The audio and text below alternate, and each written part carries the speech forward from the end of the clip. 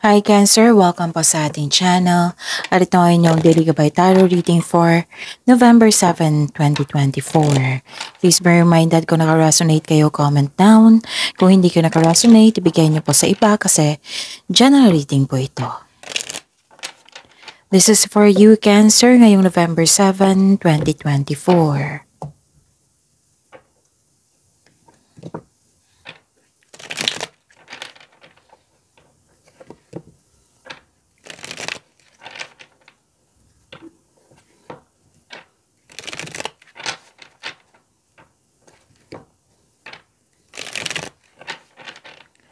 Para po ito sa inyo, Cancer, ngayong November 7, 2024. Maraming salamat po sa inyong patuloy na suporta at maraming salamat din po sa mga hindi nag-skip ng ads. Gamitin ang reading na ito bilang gabay lamang. Sa mga hindi pa nag-subscribe, subscribe na po kayo at click bell notification para malaman nyo na may bago tayong video. Para sa mga gusto magpa-reading po, may lumabas dyan sa screen nyo ngayon. Panoorin nyo po at sundin ang instruction. Calling the attention sa mga suki ko dito na Cancer, open na po inyong Monthly Gabay Tarot reading for November 2024. May 6 months from now reading tayo at love life reading po. So message me Cancer for schedule. Maraming salamat po. Spirits Guide, mga ganap po para kay Cancer ngayong November 7, 2024. I need 3 cards po.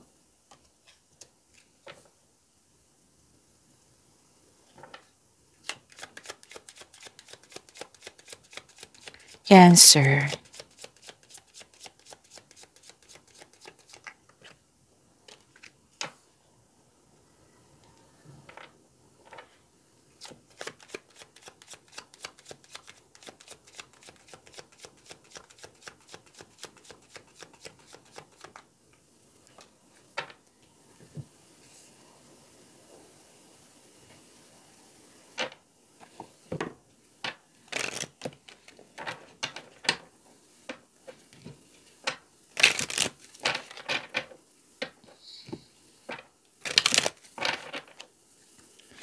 Spirits Guide, mga mensahe po para kay Cancer ngayong November 7, 2024. I need 2 cards po.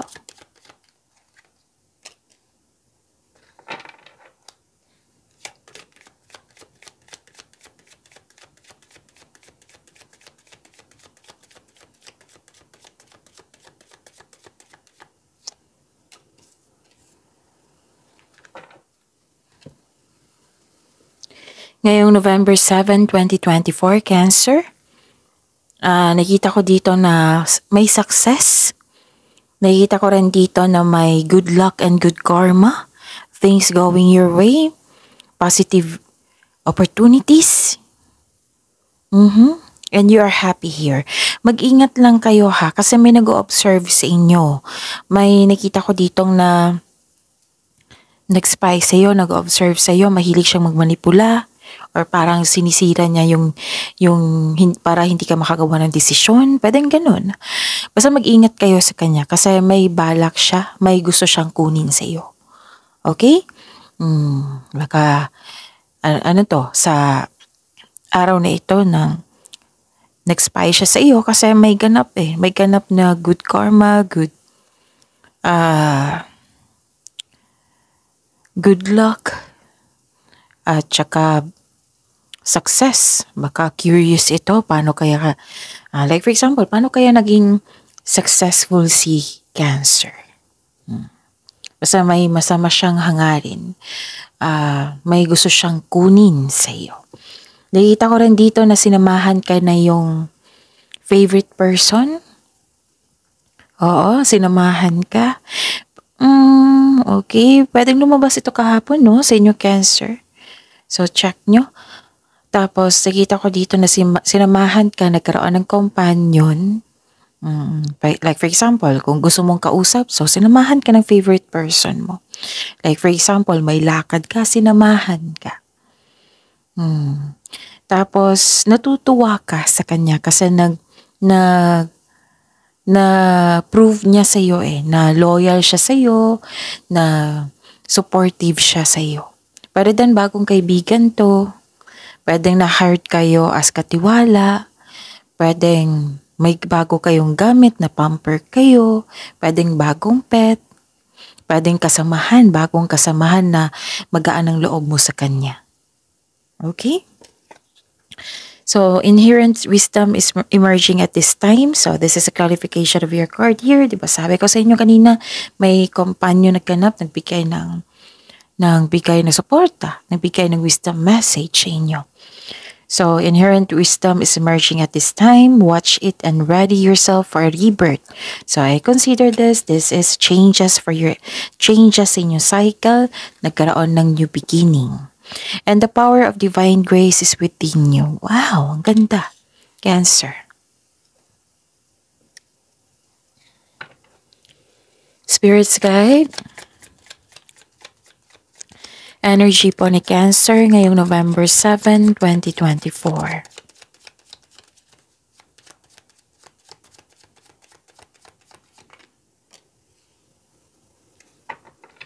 And the clarification of this card po.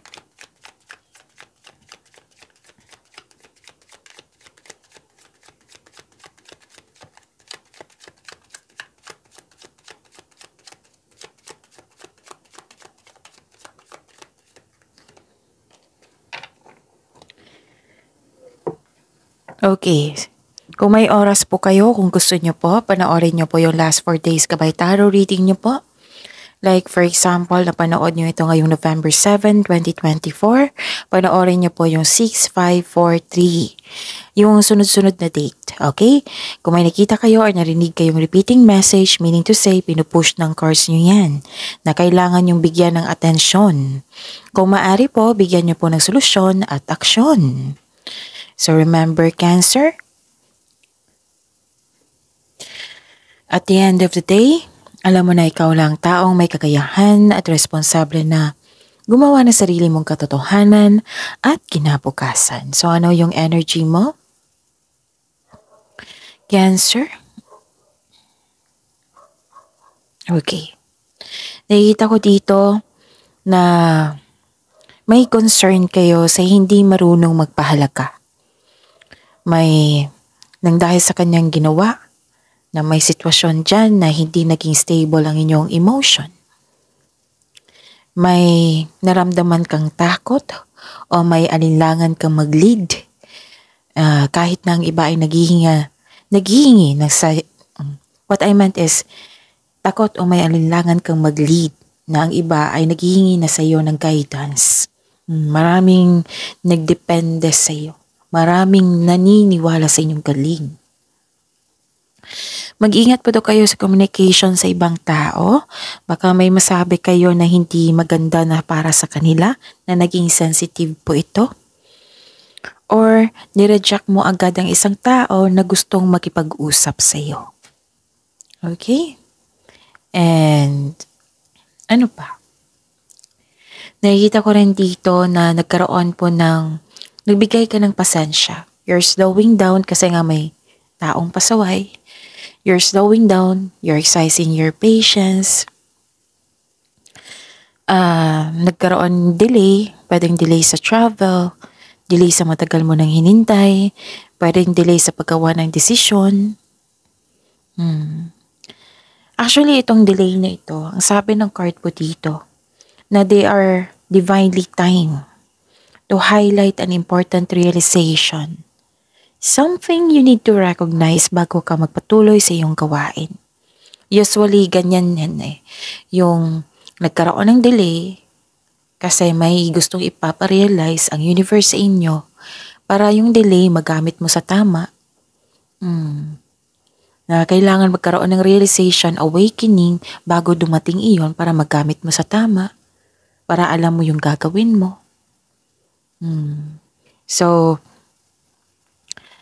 make yourself busy. Sabi po ng card dito, make yourself busy. Huwag po daw kayong mag-focus sa outcome. Make yourself busy and tuloy nyo lang pagsisipag nyo.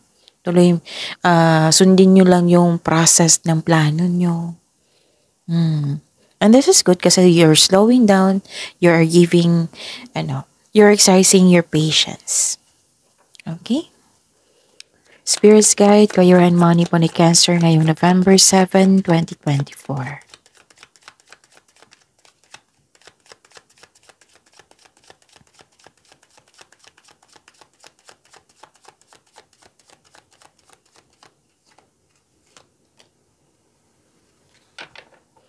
And the clarification of this card po.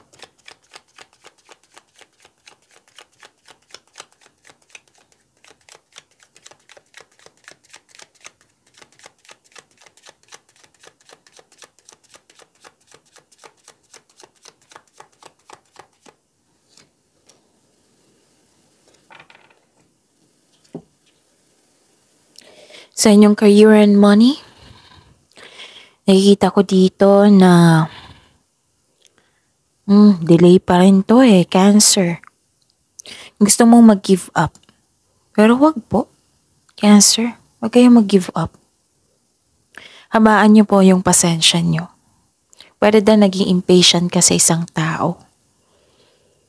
Sa mga ginagawa mo dyan. Kasi may nakita rin ako dito, di ba, yung mahirap kausap, matigas ang ulo. 2 card na kasi nagsabi dito. Na actually, pwedeng ikaw ito. Pwedeng siya. Na humihingi ito ng halaga. Yung, let's say, attention. Pwedeng ikaw ang humihingi ng attention. Pwedeng siya yung humihingi ng attention sa iyo. Huwag po daw kayo mag-surrender. Huwag po daw kayo mag-give up. Natatalo kayo sa overthinking You should stop overthinking. Kailangan naramdaman ko yung pag-alala mo dito. So trust yourself, trust the process. Kasi itong delay na ito, matutuloy naman yan. Again, so this card asks you to not surrender. Do not surrender, huwag kang susuko. Gaano man kahirap ang mga pagsupok. Kasi dyan, ang challenges, dyan kayo magiging malakas. Dyan kayo may matutunan. Dyan kayo. Isa din yan sa paraan na magiging successful kayo. Bakit ba nabubulol ako? Okay, Cancer. Nakikita ko dito na andito pa rin siya Cancer. Yung immature na tao na ayaw binabalaan, ayaw makinig. Mahirap kausap. So ilang cards na yan So give attention, bigyan nyo po ng solusyon. Kung hindi pa kaya yan ng sitwasyon, so umiwas muna. Para hindi kayo ma-stress.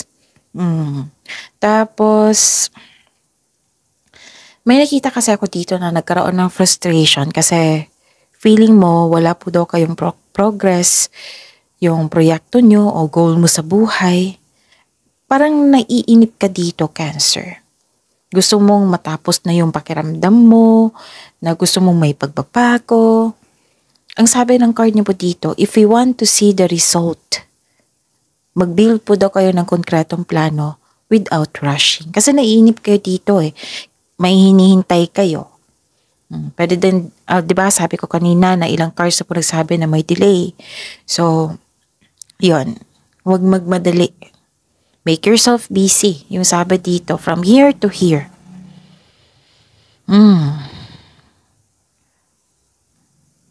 Okay? So, yun. Actually, may nakita kong pagbabago dito. Kailangan mo lang daw maghintay. Maging ready din sa pagkakaroon ng new beginning sa inyong buhay. This is new cycle. This is changes. This is new beginning. Magiging ready. Instead na mainip kayo, be ready sa posibleng may mangyari. Like for example, yung delay na hinintay mo. For example, opportunity yun. Be ready. Habang hinihintay mo ito, make yourself busy also. Spirits Guide, magiging okay kayo, Cancer, pag may kausap ka. Kasi you need, dito na kausap. May lumabas din dito, na may kasama ka na nagbigay ng support sa iyo. Spirits Guide, Love Life, Self-Love, Partnership, and Romance ni Cancer ngayong November 7, 2024.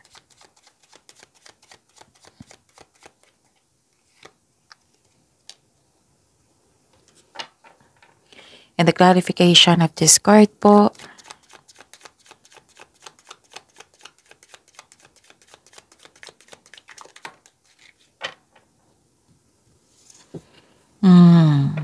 ang ganda. Maraming salamat po sa patuloy na tiwala at suporta sa ating channel. At maraming salamat din po sa mga hindi nag-skip ng ads. Andito yung hope and healing. Ang ganda. Hope and healing, opportunities, renewal, pwedeng nagkaayos.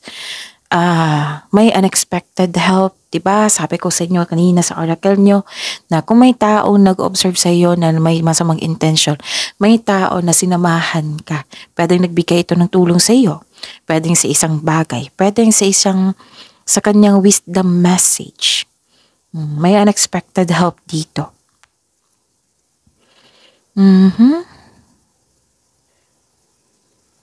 So yun, Cancer. Napahinto ako kasi may nakita akong Aquarius na energy. Okay. Tapos, maaring Aquarius yung magbigay ng tulong sa iyo. Okay. Para sa mga single, you are in a process on healing. You are destined to be with someone. So, it's time to find the soulmate. Para sa mga marelasyon sa buhay mag-asawa, the couple felt calm and harmonious sa relasyon nyo ngayon. You're healing from the past and feeling hopeful for the future. May pag-asa kang madama, maging positibo po, at gumawa ka na ng paraan dito. So this card offers hope and guidance. Kung nahihirapan ka ngayon, have faith that your luck is about to change for the better. So, lumabas nga siya dito. Diba? May sabi ako sa inyo kanina dito, good luck and good karma. Andito po. Andito rin. Sa oracle nyo and sa tarot card. May hope and healing. Magiging okay din ang lahat, Cancer.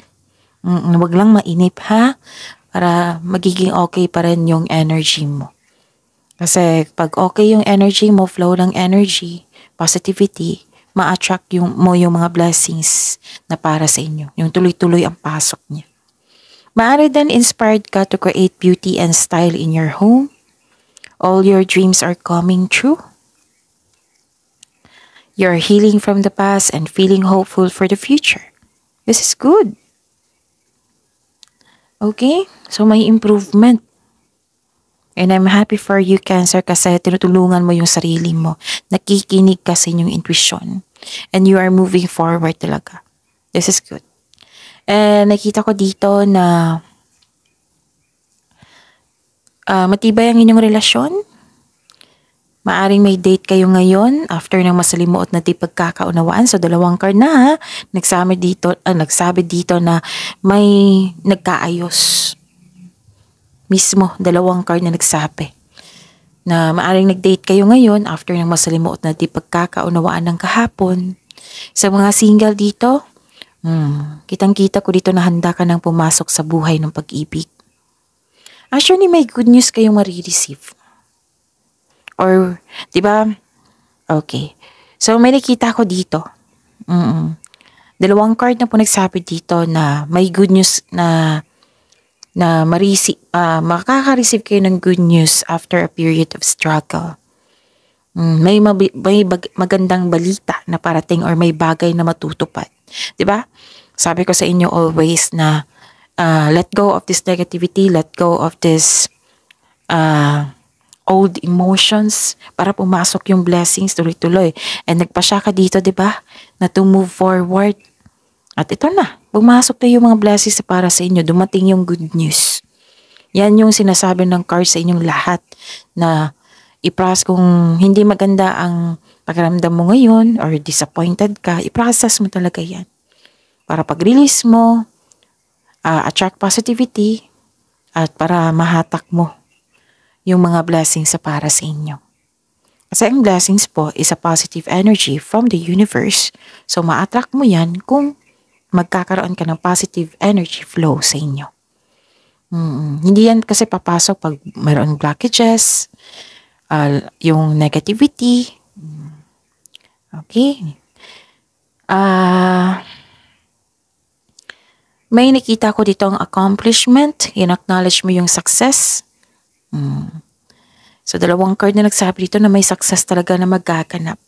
May recognition din ha. May nakita ko recognition. So, this is a repeating message also. Nagsumikap ka at deserve mo itong tagumpay. So, allow yourself to shine in this moment. See? Ang ganda ng improvement, Cancer. See you tomorrow, Cancer. Pagyamanin yung blessings sa binigay sa inyo. Please like, subscribe, and click the button for notification para updated po kayo sa daily tarot reading natin. Maraming salamat po.